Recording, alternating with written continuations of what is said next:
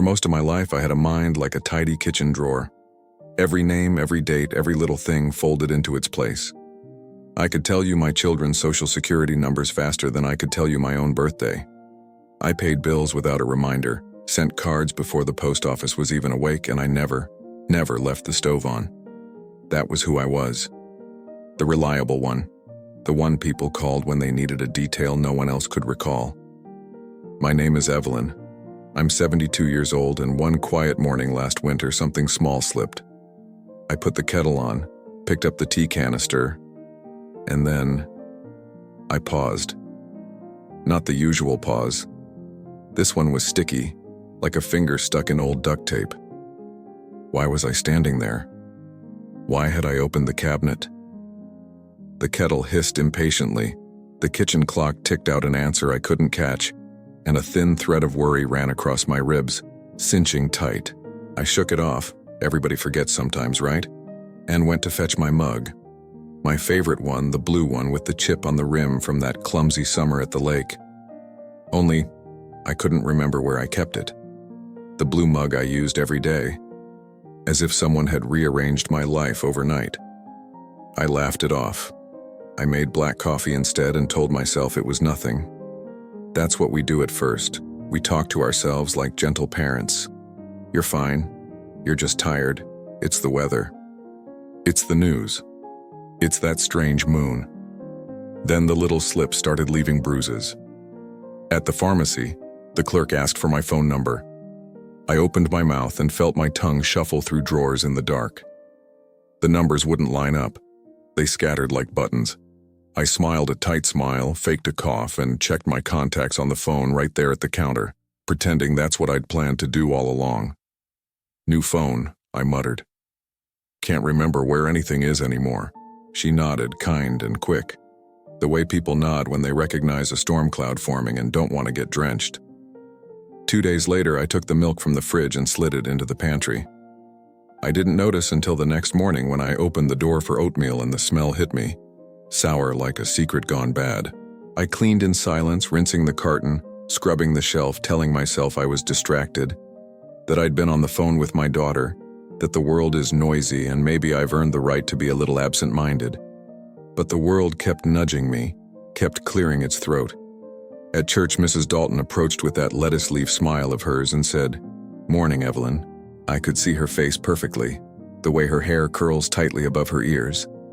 The floral scarf she always insists is tastefully vibrant, the way she leans on her left foot. But her name rattled out of reach. I lifted my arms for a hug, stalling, hoping the sound of her own name would fall from her somewhere in the conversation. It didn't. My mind doesn't usually go blank. It goes white. It blares. It says, "This is important. Remember, remember." And the louder it blares, the emptier it gets. My grandson Caleb is 11 and thinks everything in life is a science experiment. He was the first to say something out loud. "Grandma," he said, frowning at the microwave, "you set the timer for 4 hours." I laughed. He didn't. He touched my elbow like I was made of glass. Later, my daughter called. She went soft around her words. "Mom, you okay? Just checking on you. You sounded a little distracted." I heard what she didn't say. Distracted is the polite word we give people we're starting to worry about. And yet, here's the strange, honest part. Some of it was almost invisible to others. You can hide a lot inside a smile. You can hide even more behind a notepad. So I started writing everything down. Lists for my lists. Yellow sticky notes bloomed on my fridge like cautious little flowers. Keys. Pills. 9 a.m.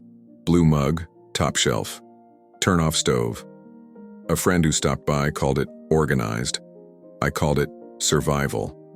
I should tell you the truth about how it felt because facts alone never capture it. It wasn't just forgetting. It was the sense that something was slowly pulling a blanket over me, up and over my eyes, muffling the edges of sound. I'd be mid-story and feel the shift, like missing a stair in the dark and jolting your back. My heart would flutter as if it could beat harder and push the word out.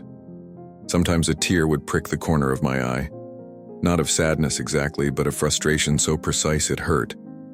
And here's the part I almost didn't admit, even to myself. I was embarrassed. I'd always been the one people leaned on. I didn't know how to be the one who needed steadying, so I turned it into a joke. Well, if I can't remember it, it probably wasn't worth remembering. People chuckled. I did too. Then I went home and checked the locks twice and put a sticky note by the door that said, "Breathe. I don't want to scare you. This isn't a horror story. It's a human one." Some days were perfectly fine.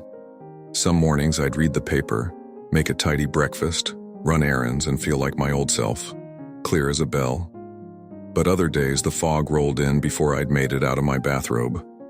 I'd stand in the hallway with a basket of laundry and forget where I'd been headed. Bedroom, washer, linen closet. I would listen for a clue, like a house can talk if you're quiet enough. Sometimes it did, sometimes it didn't. What made it complicated was the chorus of "It's just aging" that plays in the background of all our lives. You hear it at the doctor's office, in TV commercials, at the hair salon. It's just aging. Those 3 words can be a lullaby or a dismissal. I wanted someone to look me in the eye and say, "Let's be curious about this. Let's try to understand your brain the way we'd understand a knee or a garden or a clock." But I didn't know how to ask for that. Not yet. So I did what I've always done when I'm scared. I kept moving. I cleaned out a closet. I made soup. I walked the block, counting my steps to keep my mind humming. One afternoon, I sat at the kitchen table and wrote my grandchildren's names over and over. Caleb, Josie, Eli. Then I flipped the card over and wrote mine, Evelyn. I didn't want to forget myself most of all. Maybe that sounds dramatic, maybe it is. But when memory blurs, identity does too. And that was the part that pinched. The idea that I could be here, breathing, and still be missing from my own life. There was one small, bright moment that week. I'd driven to the market and halfway there, realized I'd left my list on the counter. All the old fear rose up, but something else did too. A stubborn spark. I pulled into a parking spot, closed my eyes, and pictured my kitchen. Top drawer, pens. Second shelf, cinnamon, fruit bowl, apples, bananas, maybe pears if they looked good. I saw the items, their colors and shapes, and whispered each one out loud. When I opened my eyes, I felt steadier. I went inside and bought 15 of the 18 things I needed. It wasn't perfect, but it was mine. A small victory, yes, but it changed something inside me. It was just a detail, but it mattered. Do you ever forget things you swore you'd never forget? Do you ever stand in the doorway and wonder who moved the world an inch to the left when you weren't looking? Have you laughed it off like I did, then gone quiet later, letting the worry float to the top where you can finally see it? If so, you're not alone. I didn't know it yet, but these were the first footsteps on a road that would teach me more about my brain and my heart than I ever expected. And that's where this story truly starts. Not with a diagnosis or a miracle, but with a question and a kettle, with a blue mug I couldn't find, and the feeling that somewhere out there, beyond the fog, the real cause was waiting to be named. I wish I could tell you that things got better after that week, that the fog lifted and never came back. But the truth? It crept in deeper, quietly, like water seeping under a door you thought was shut tight. At first, I still believed it was nothing serious. I told myself that I was just tired, that maybe I wasn't sleeping well, that it happens to everyone my age. But deep down, a quieter voice, the one we try not to hear, whispered, "This isn't just forgetting. Something's wrong." It started one Sunday morning. I was getting ready for church, standing in front of my closet, staring at the same row of dresses I'd owned for years. My hand reached for the blue one. I always wore blue on Sundays. But then I froze. I couldn't remember why. It wasn't a memory of a promise or a person or a tradition, just an empty space where something used to be. I stood there, holding the hanger, my heart pounding like it knew something my mind didn't. I ended up wearing gray that day. No one noticed, but I did. It felt like losing a small part of myself, a tiny thread in the fabric of my life snapping loose. A few days later, it got worse. I went to the grocery store with a list clutched in my hand, my lifeline. I remember walking in, breathing in that familiar mix of coffee, detergent, and fruit. Then, somewhere between the cereal aisle and the dairy section, I looked down at my hand. The list was gone. I checked my pockets, my purse, even the shopping cart. Nothing. And then suddenly I couldn't remember why I was there at all. People brushed past me and the rhythm of a normal day carrying on. But I was suspended in a kind of quiet panic. My heart thudded, the labels blurred. The air felt thick, like I was moving through syrup. I gripped the handle of the cart just to remind myself where I was. After what felt like forever, I saw a young mother with a little boy pointing at the cereal boxes. His voice, bright, real, pulled me back. I took a deep breath, blinked hard, and slowly began to piece things together again. Milk, I whispered. Eggs, bread. Simple things, ordinary things. But the ordinary had begun to slip through my fingers like sand. The next morning, my daughter Emily called. She was cheerful as always. "Hi, Mom. How are you feeling today?" "Oh, fine," I said automatically. Then she paused. "You didn't call me back yesterday. Were you busy?" My throat tightened. I didn't remember her calling.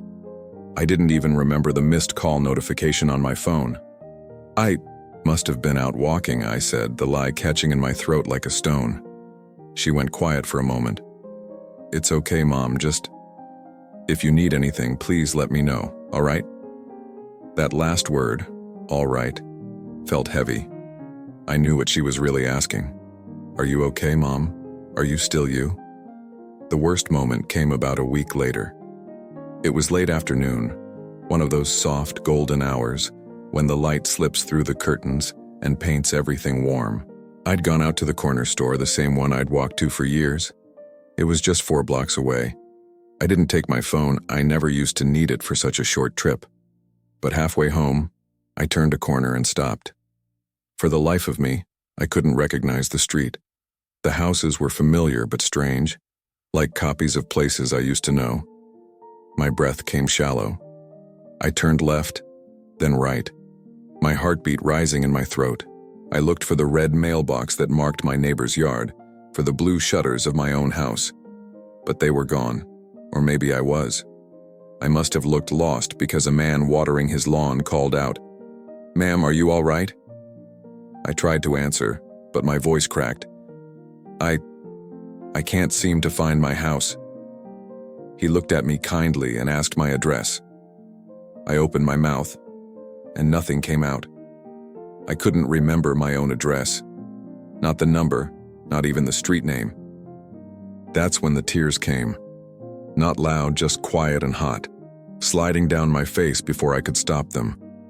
He called his wife, and together they walked me 2 blocks down, where my own front porch finally came into view. I thanked them, or at least I think I did, and hurried inside before anyone else could see me cry. I sat on the couch, hands trembling, listening to the clock tick. Each sound felt sharper than usual, as if marking the seconds of a life shrinking smaller. That night, when I tried to sleep, I couldn't stop hearing my own voice echoing in my head. "I can't find my house." It was such a simple sentence, but it hollowed me out. Over the next few days, I avoided going out alone. I made excuses to Emily when she called. "I'm just resting today. It's been cold, I'll go for a walk tomorrow." But the truth was, I was scared of the world outside my own walls, and even more scared of what might happen inside them. I started forgetting words in conversation, reaching for them like soap in a slippery bath. "Could you pass me the thing? The silver one?" And when people handed me the spoon, or the scissors, or the remote, I'd laugh.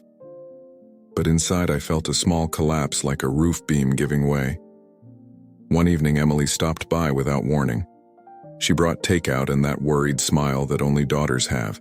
We sat at the table and she asked me gently, "Mom, have you thought about seeing someone about the memory things?" I shook my head. "It's just stress," I said. She reached across the table and took my hand. "Mom, stress doesn't make you forget your address." I wanted to be angry. I wanted to defend myself. But instead I just looked down at my hands that once held babies, baked birthday cakes, stitched buttons, and now trembled slightly even at rest. It was in that silence that I realized how deeply this had already taken root. That night I sat alone in the living room, the TV flickering in the background, and whispered to myself, "Is this how it begins? Is this the start of losing me?" The house didn't answer, of course, but the question stayed, echoing softly in the corners of the room like a prayer no one was sure how to end. And deep down, I knew something had to change. But I didn't know what. Not yet. There are nights that divide your life in two, before and after. You don't plan them. You don't see them coming. You just wake up one day and find that the world looks different, quieter, as if something essential has shifted out of place. For me, that night came in early March. It had been an ordinary day, the kind of day that slides by unnoticed. Gray sky, a bit of wind, the smell of rain sitting heavy in the air. I'd made chicken soup for lunch and folded laundry while the radio murmured in the background. My daughter Emily had called that morning, asking again if I'd considered seeing a doctor. I told her, as always, that I was fine. "Just tired," I said, trying to sound convincing. She sighed softly, that sigh I'd learned to hate, and said, "All right, Mom, but promise me you'll call if anything happens." I promised, and I meant it. But the truth is, sometimes anything doesn't feel like something until it's too late. That evening, around 6, I realized I was out of milk. It was still light enough outside, and the store was only a few blocks away. I'd done the walk 100 times before, maybe 1,000. I slipped on my coat, grabbed my purse, and stepped out into the cool air. The wind brushed the trees gently. A few kids were playing basketball down the street. Everything looked so normal. I remember thinking, "See? You're fine. You can do this." But halfway to the store, the light began to fade faster than I expected. A thin mist rolled in, the kind that blurs the lines between one house and the next. I pulled my coat tighter, my shoes clicking on the sidewalk, and tried to keep my focus. At the store, I picked up milk and bread, then paused by the fruit section. Blueberries were on sale. I held the carton for a moment, reading the label. Rich in antioxidants. I didn't really know what that meant, but the color, that deep midnight blue, comforted me somehow. I put them in the basket, not knowing yet that they would soon change everything. I checked out, thanked the cashier, and stepped back into the foggy evening. The world looked different now, softer, quieter. The streetlights had come on, halos of gold floating in the mist. I turned left, certain that was the way home. It wasn't. I walked a block, then another. The houses looked familiar, or maybe they didn't. A red door, a mailbox shaped like a barn, a garden with faded roses, all familiar, yet wrong, like dream copies of real things. My heart started to race. I stopped, trying to steady my breathing. "Don't panic," I told myself out loud, "just think." But thinking was the problem. The map in my mind had gone blank. I turned around, then turned again. Every direction looked the same. I clutched the grocery bag tighter, my fingers stiff and cold. I saw a couple walking their dog and thought about asking for help. But something in me resisted. Pride, maybe. Or fear of what it would mean to say the words out loud. I'm lost. I don't know where I live. I kept walking. One block became two. The fog thickened. The lights blurred into streaks. My legs started to ache, but stopping felt even scarier than moving. At some point, I realized I was talking to myself, whispering street names under my breath. Oak, maple, birch, none of them felt right. Then, as if the night itself wanted to make things harder, the bag tore open. The milk rolled into the gutter. The blueberries spilled, scattering like marbles across the wet pavement, dark and shining. I watched them tumble into the drain, my mind blank, my chest tight. That's when I started to cry. Not loud sobs, just the quiet, helpless kind that come from somewhere deep, older than words. The kind that says, "I can't do this anymore." A car slowed beside me. The window rolled down. "Ma'am, are you okay?" It was a young man, maybe 30, his face kind and concerned. I tried to answer, but could barely manage a whisper. I can't find my way home." He turned off the engine and got out. "Do you live nearby?" I nodded, then shook my head. "I think so. I don't remember." He hesitated, then said gently, "Do you have someone I can call?" I opened my purse with shaking hands, searching for my phone. I found it, but when he asked for my daughter's number, I couldn't recall it. I'd known that number by heart for 20 years, and now it was gone, floating somewhere just beyond reach. He helped me sit on the curb and called the police, who traced my address from the ID in my wallet. When the patrol car pulled up, I remember feeling a strange mix of relief and shame. 2 officers, both younger than my grandson would someday be, helped me to my feet. One of them smiled kindly. "Don't worry, ma'am, happens to the best of us." But his eyes, they were soft with pity. When they dropped me off at my house, the porch light was still on. I hadn't locked the door. I stepped inside, and everything looked the same. Yet I felt like I was seeing it for the first time after being gone for years. The couch, the photos, the clock, all in their places. But I wasn't in mine. I sat down, still holding the half-empty grocery bag. The milk was gone. The bread was damp. My hands trembled as I reached for the blueberries that had survived. Only a few remained, crushed and leaking purple onto the paper. That was when the tears came again, the kind that don't ask for permission. I cried until my throat ached, until the air itself felt heavy. And in that quiet between sobs, a thought whispered through my mind. Is this the beginning of the end? The question sat there cold and certain. That night I didn't sleep. I couldn't. I sat by the window, watching the streetlights blur through my tears and listened to the ticking of the clock on the wall, a sound I'd once found comforting. But now, each tick felt like a countdown to something I couldn't name. By dawn, my decision was made. I didn't know what I needed or where to start, but I knew I couldn't keep pretending nothing was wrong. Something inside me had to change, because if I didn't act soon, I feared there might not be enough of me left to save. I didn't plan on meeting Grace that morning. In truth, I hadn't planned much of anything for weeks. After that night, the night I got lost, something inside me went quiet. I stopped walking to the store, stopped visiting the church, even stopped opening the curtains some mornings. I told Emily I was fine, but the truth was I wasn't doing much at all. I moved through my house like a ghost, careful, quiet, always aware of how fragile I'd become. It's strange how fear can make your world small. One morning I sat by the window watching a robin hop across the yard. It was early spring, the first real day of sun after a long stretch of cold. The air had that clean, forgiving smell of new beginnings. But I didn't feel new. I felt stuck. That's when I saw her. Grace, my neighbor from 2 doors down. She was out in her garden, trimming rosemary bushes that had survived the winter. I'd waved to her before, exchanged polite smiles, but never really talked. Grace was one of those women who always looked calm no matter the hour. Silver hair tucked neatly behind her ears, hands steady, posture proud but gentle. She looked up, caught me watching, and smiled.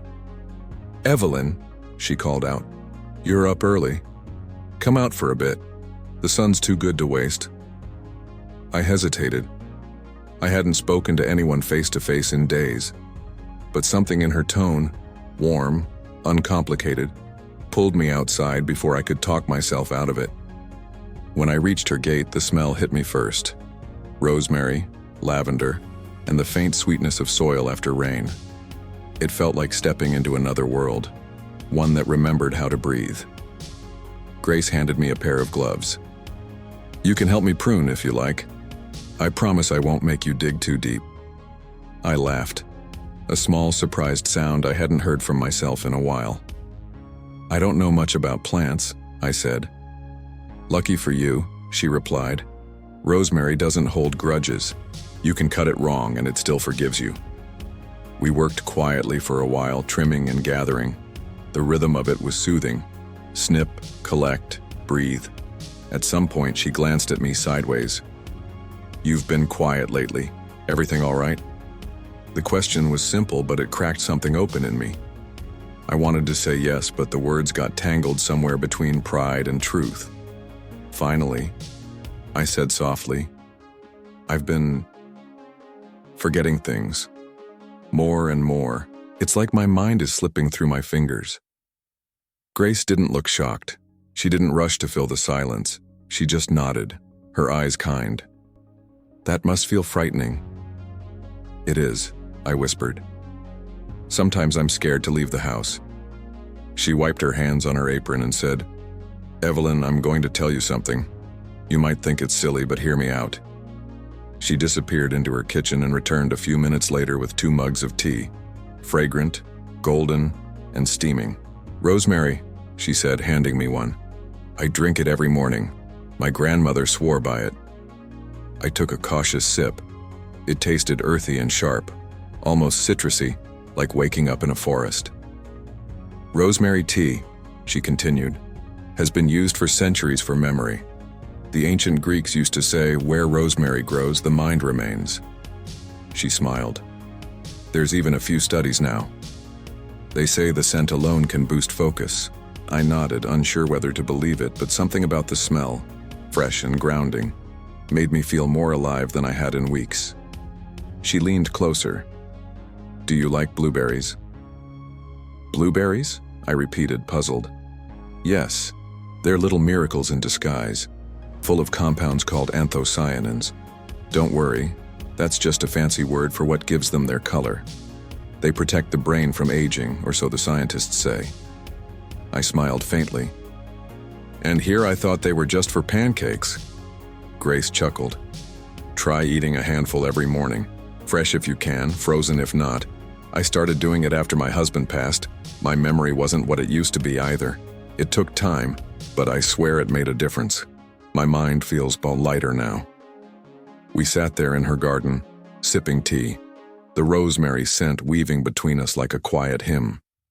For the first time in months, I didn't feel like a patient or a problem to be solved. I felt seen. "Evelyn," she said softly, "you've spent your whole life taking care of others. Maybe it's time to take care of you, the natural way." Her words landed gently, but they stayed with me long after I went home. That night, I opened my pantry and found a small jar of dried rosemary. I'd used it for cooking once in a while, but never thought much of it. I boiled water, added a teaspoon, and let it steep. The smell filled the kitchen, comforting and sharp. Then I remembered the blueberries I'd bought the night I got lost, the ones I hadn't been able to eat. I found a new carton in the fridge, washed a small handful, and set them beside the tea. It felt ceremonial, almost sacred, like reclaiming something I'd lost. I sat at the table, sipping slowly, tasting the herbs and sweetness. My thoughts were still foggy, but beneath the fog, there was a flicker of hope. Fragile, but real. Maybe this was nothing. Maybe it wouldn't work. But maybe, just maybe, this was the beginning of a new chapter. Before bed, I placed a sticky note on the fridge that said, "Blueberries, rosemary." Just that. Simple, small, clear. And for the first time in a long time, I didn't fall asleep afraid of forgetting. I fell asleep wondering what I might remember tomorrow. The next morning, I woke up before the alarm. That alone was strange. Lately, I'd been sleeping too much, waking groggy, like my body wanted to hide from the day. But that morning, light spilled through the curtains, soft and golden, and for the first time in months, I didn't feel heavy. I made tea. Not my usual black tea. Rosemary. The smell filled the kitchen, earthy and crisp, curling through the air like a memory of summer. I sat at the table, sipped slowly, and felt steady. That's the only word that fits. Not perfect, not sharp, just steady. And then I remembered something I hadn't thought of in years, the lullaby my mother used to hum when I was little. You are my sunshine. It came out of nowhere, the melody, the warmth of her voice. And I found myself humming along, eyes watering before I even realized why. It was such a small thing, but after months of forgetting, remembering anything felt like magic. I started drinking rosemary tea every morning after that. Grace had said consistency was key. Nature rewards patience, she told me. So I stuck with it. A cup at breakfast, a handful of blueberries with my oatmeal. At first I didn't expect much. The changes were subtle, almost shy. But they came. On the fourth day I walked into the kitchen and realized I hadn't needed a sticky note to remind me about my pills. My body just remembered. On the seventh day, I caught myself recalling the lyrics of an old church hymn without a stumble. And one afternoon, when my grandson Caleb came by after school, I noticed something different. Not in me, but in him. He was telling me about his science project, his words tumbling fast and excited, and I didn't have to stop him once to ask, "Wait, what was that again?" I followed every sentence, every laugh, every curious pause. When he finished, I clapped and said, "Caleb, that's wonderful." He smiled, then frowned a little. "What's wrong, sweetheart?" I asked. "Nothing," he said slowly.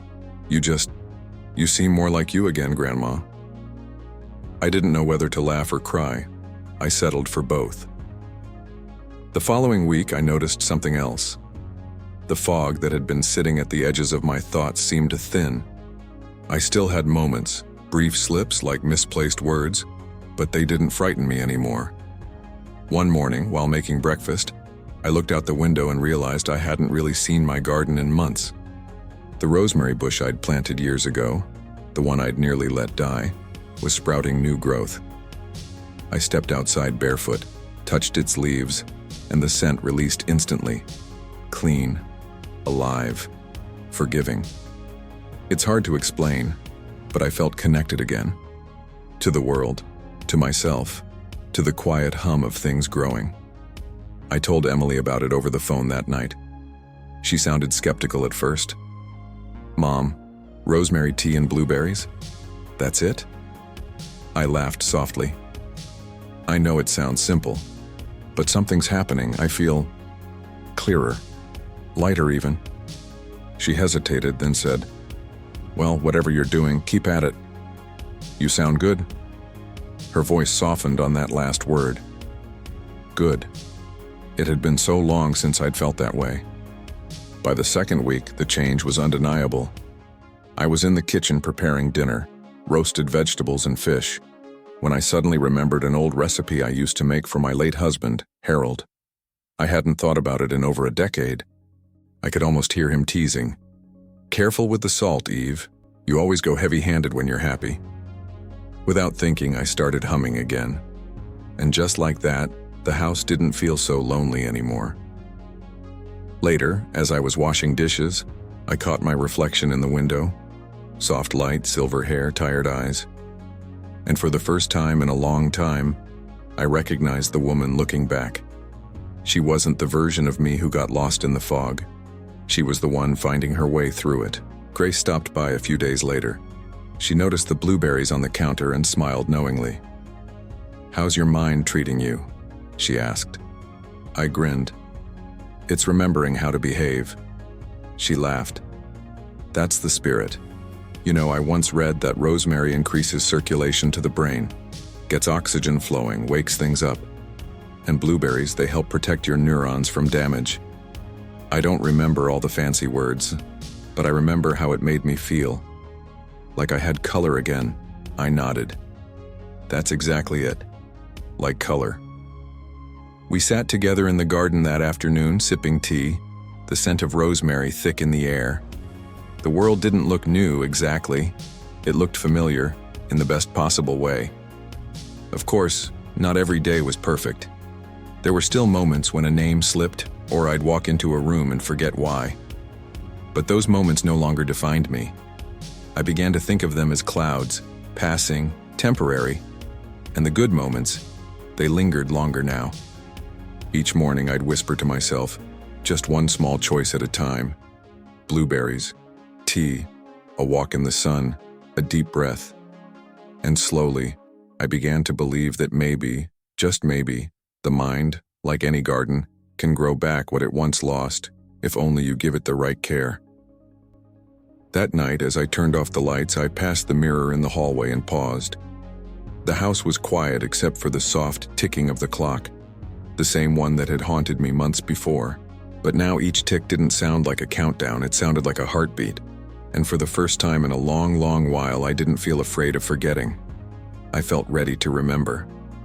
I've never been much of a science person.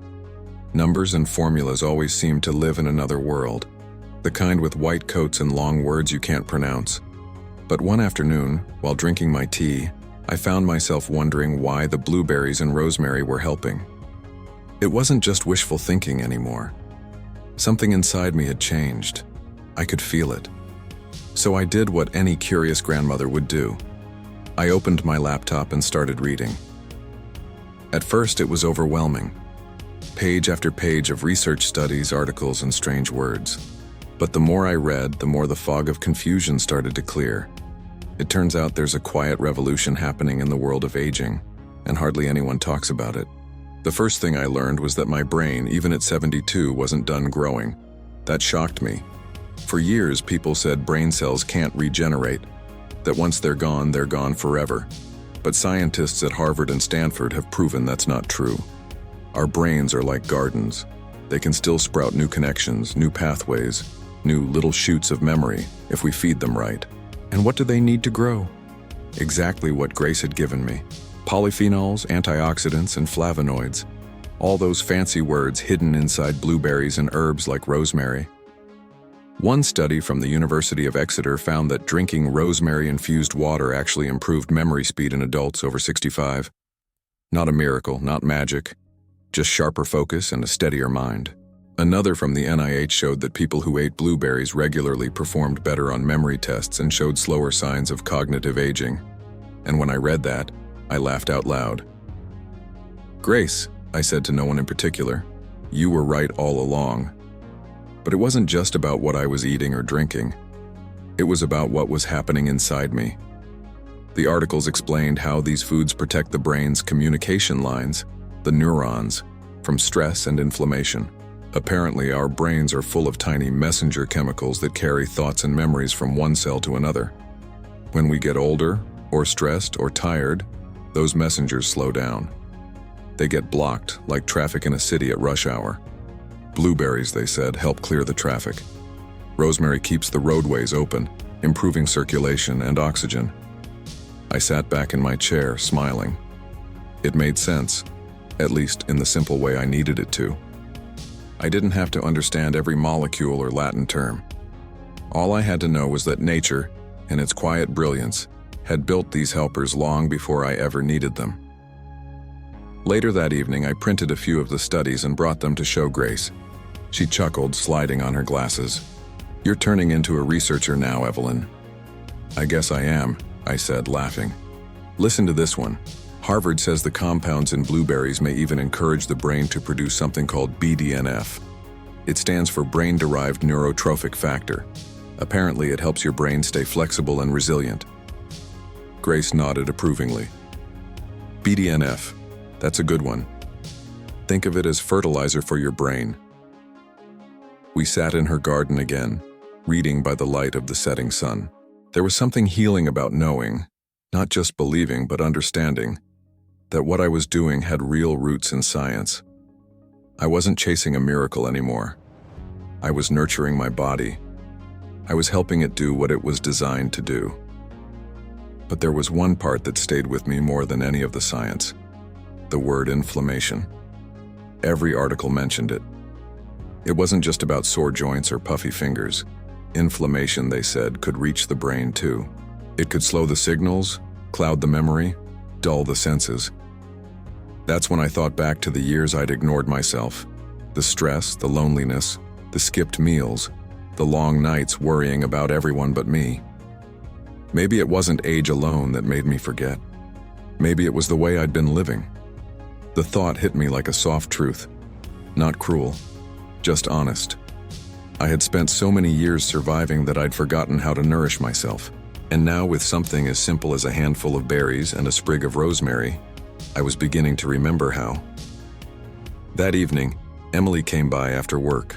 She brought groceries, she always did now, and noticed the open laptop.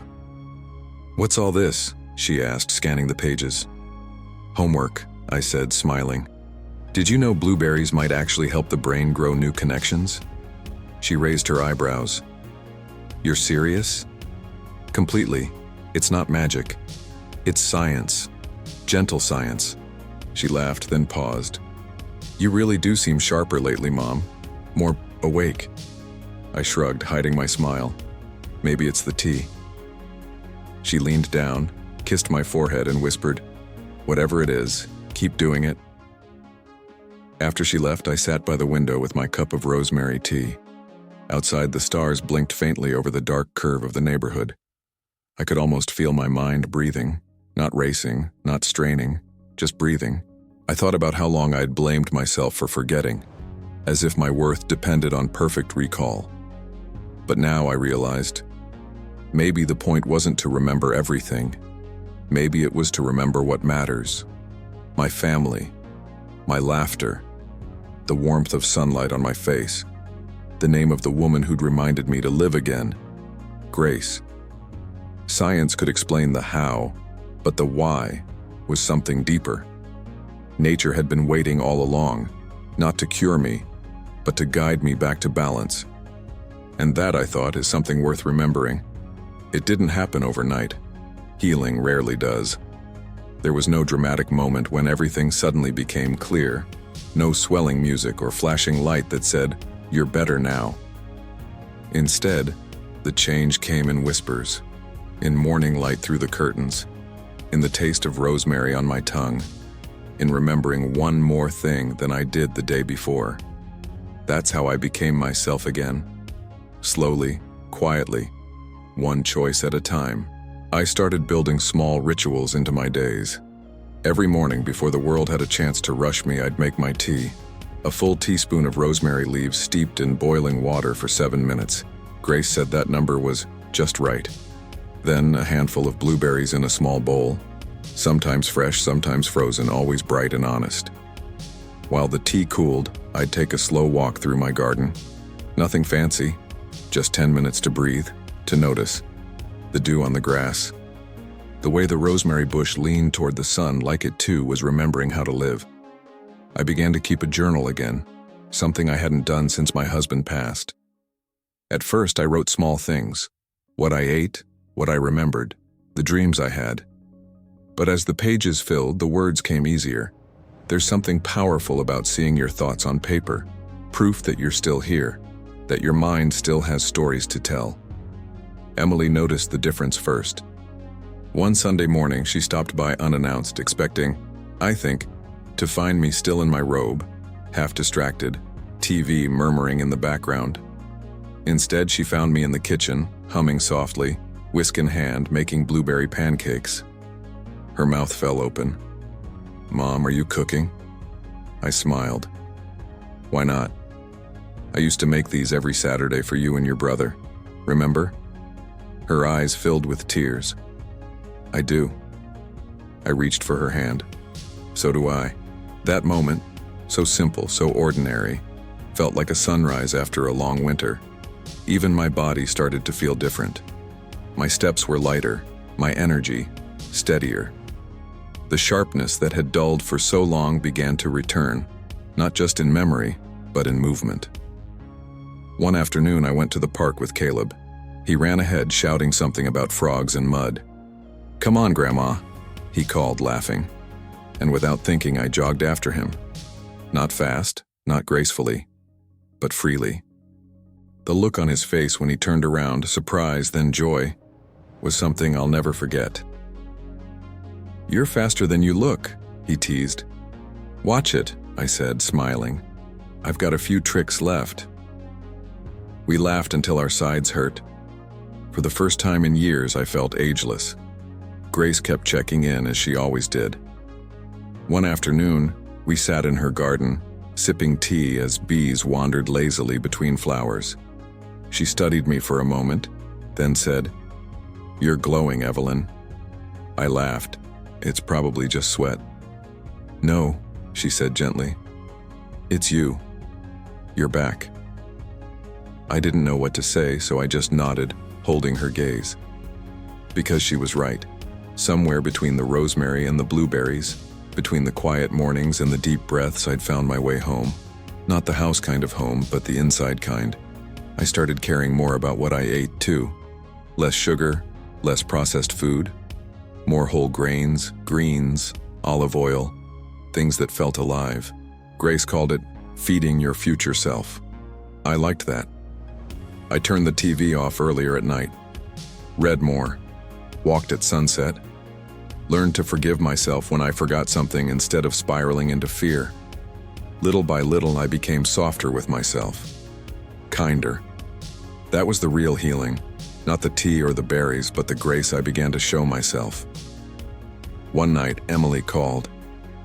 "Mom, I was talking to Dr. Klein about what you've been doing, the blueberries, the tea, all that, and she said those are excellent choices. She actually recommends rosemary for focus." I smiled into the phone. "Well, looks like I'm finally ahead of modern medicine." Emily laughed. "I'm proud of you." Her voice cracked a little on that last word, and I realized how much my struggle had weighed on her too. It hit me then. When we heal, it doesn't just touch us, it ripples outward. By the third month, my sticky notes began to disappear. Not because I stopped writing them, but because I didn't need them anymore. The fridge looked bare without its rainbow of reminders, so I left one last note taped to the door. Just one. It said, "You did it." I didn't tell anyone. I didn't need to. It was my quiet victory. And maybe that's the beauty of getting older. Learning that the big transformations don't come with noise or applause. They come softly, like sunlight through leaves.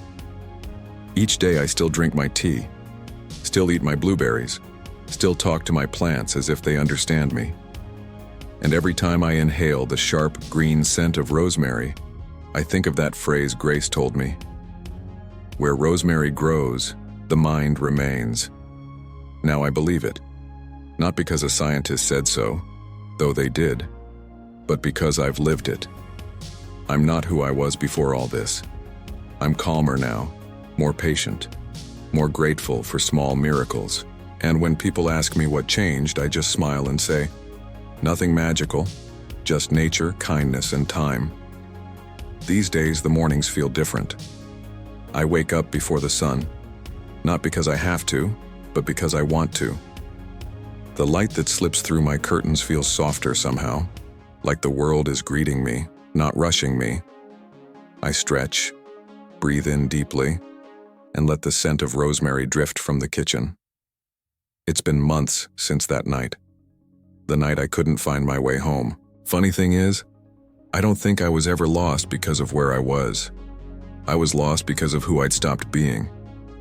Now I find my way back every single day. I still keep my rituals.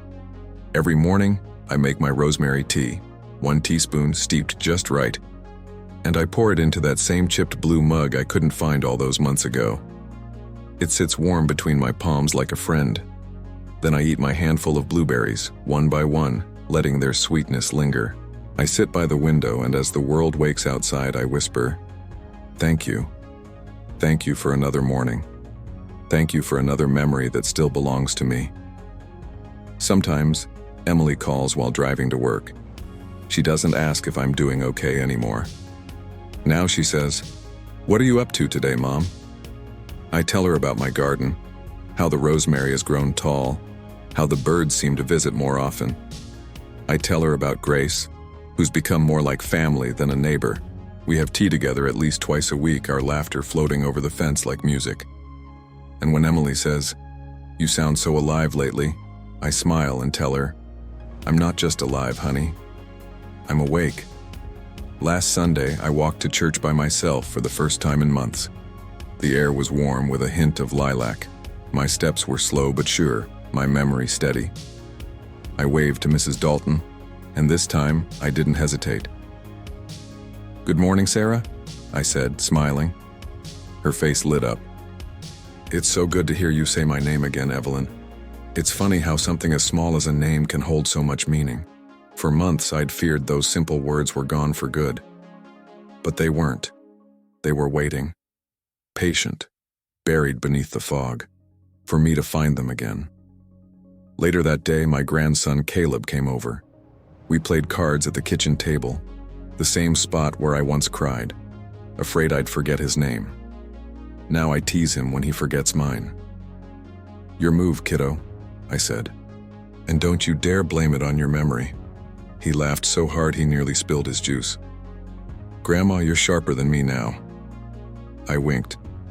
"That's because I eat my blueberries." He grinned. "Then I guess I'd better start." And just like that, something beautiful happened. A passing of wisdom, quiet and real. When people ask me what changed, I always pause before answering. Because it wasn't one thing. It was dozens of little things, stitched together by hope. A neighbor who cared, a handful of berries, a fragrant herb from the garden, a daughter's patience and time, the slow, healing kind that teaches you to listen to your body and forgive yourself for being human. I didn't find a miracle. I found rhythm.